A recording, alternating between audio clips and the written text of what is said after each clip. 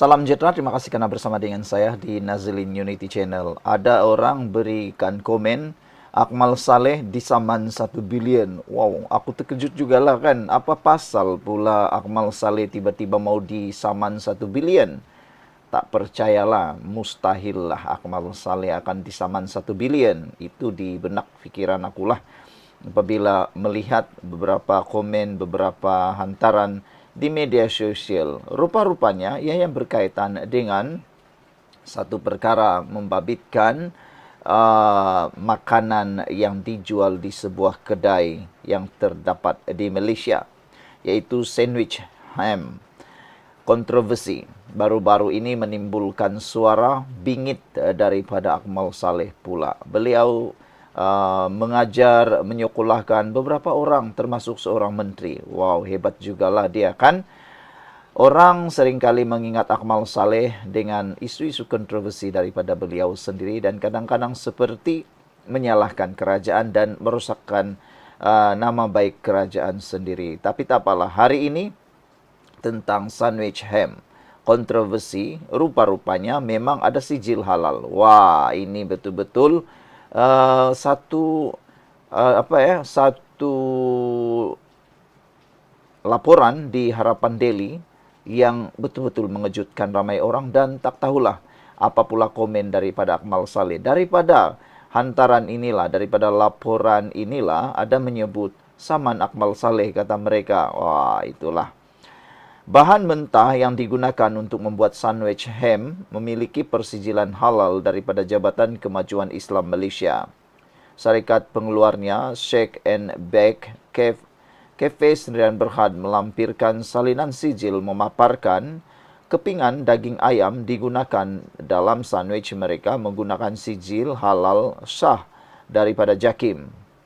Dalam satu kenyataan media, syarikat itu turut menyenaraikan beberapa bahan yang diperakukan halal oleh JAKIM yang digunakan dalam sandwich seperti roti, keju dan kepingan ayam.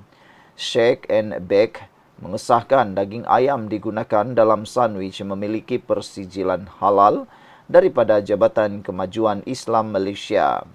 Kami juga mengesahkan Pegawai Kementerian Perdagangan Dalam Negeri dan Kos Sara Hidup KPDN serta JAKIM sudah melakukan siasatan ke atas premis mereka pada 12 tengah hari Jumaat lalu. Kami berjanji akan memberikan kerjasama sepenuhnya kepada KPDN dan JAKIM untuk membantu siasatan kes ini, katanya lagi. Bagaimanapun, difahamkan logo ham and cheese ditampal pada pembungkusan sandwich yang menjadi kontroversi itu bukan dihasilkan syarikat pembekal terbabit. Nah, yang ini menghairankan. Dari mana logo ham and cheese yang ditampal pada pembungkusan sandwich itu yang menjadi kontroversi? Adakah itu adalah satu sabotaj atau adakah itu betul-betul daripada pembekal? Karena pembekal ini menafikan logo ham and cheese itu datang daripada mereka, bukan dihasilkan oleh syarikat pembekal terbabit, kata mereka dalam satu kenyataan. Menjadi persoalan sekarang, adakah wujudnya unsur-unsur sabotaj atau unsur-unsur sengaja mensabotaj syarikat pembekal ini? Sabtu lalu, Universiti Malaya UM menutup serta-merta 2 premis kedai serbaneka dalam kampusnya susulan dakwaan penemuan produk pack sandwich diragui status halal. Dalam kenyataan media, UM menyatakan arahan penutupan itu dikeluarkan bagi memberi ruang supaya siasatan dilaksanakan tanpa sebarang gangguan. Sekian dulu untuk kali ini. Jangan lupa tinggalkan komen Anda, tekan butang subscribe. Bye-bye. Salam sejahtera, terima kasih kerana bersama dengan saya di Nazilin Unity Channel. Baru-baru ini kita dikejutkan dengan keputusan bahawa Zuraida Kamarudin telah pun disaman dan berjaya disaman, namun telah pun mendapat keputusan yang mungkin menggembirakan Zuraida Kamarudin. Walau bagaimanapun, PKR akhirnya mengambil tindakan yang pastinya berita buruk untuk Zuraida Kamarudin. PKR bawa kes tuntutan Zuraida bayar 10 juta ringgit ke Mahkamah Persekutuan. Denda ini sebenarnya berlaku apabila Zuraida Kamarudin bertindak meninggalkan parti PKR dan lompat parti. Apabila perbuatan khianat seperti itu berlaku, akhirnya beliau sendiri yang susah apabila beliau disaman 10 juta ringgit oleh parti asal beliau. PKR akan membuat rayuan di Mahkamah Persekutuan bagi memaksa bekas ahli atau naib presidennya Zuraida Kamarudin membayar pampasan 10 juta ringgit kerana berpaling tadah selepas memenangi kerusi Parlimen Ampang buat kali ketiga pada pilihan raya umum yang ke-14 PRU14. Peguam Parti Pemerhati itu, Navpreet Singh, hari ini berkata, mereka telah memfailkan permohonan kebenaran untuk merayu ke Mahkamah Persekutuan pada 8 Januari lalu. Katanya, PKR merayu terhadap keputusan Mahkamah Rayuan pada 11 Disember tahun lalu yang mengurangkan jumlah pampasan yang perlu dibayar oleh Zuraida kepada hanya RM100,000. Navpreet menambah bahawa dokumen rayuan telah diserahkan kepada pasukan peguam Zuraida dan mahkamah tertinggi itu telah menetapkan 10 Februari sebagai tarikh pengurusan kes perkara itu. Secara ringkas melalui usul ini, PKR mengemukakan 12 persoalan undang-undang kepada Mahkamah Persekutuan. Mencabar keputusan Mahkamah Rayuan yang mengurangkan jumlah bon daripada 10 juta ringgit kepada 100,000 ringgit sambil memohon untuk mengembalikan jumlah asal tersebut, kata peguam itu. Mahkamah Rayuan sebelum ini membenarkan rayuan bekas ahli Parlimen Ampang itu dengan memutuskan bahawa jumlah 10 juta ringgit adalah itu terlalu membebankan. Zuraida sebelum ini adalah ahli veteran PKR, tapi berpaling tadah semasa langkah Sheraton pada awal 2020 sehingga menyebabkan kerajaan Pakatan Harapan PH tumbang selepas 22 bulan berkuasa.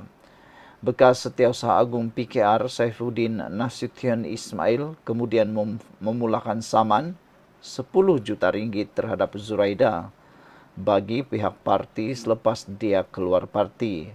Berikutan kemenangannya pada pilihan raya kerusi Parlimen Ampang pada tahun 2018.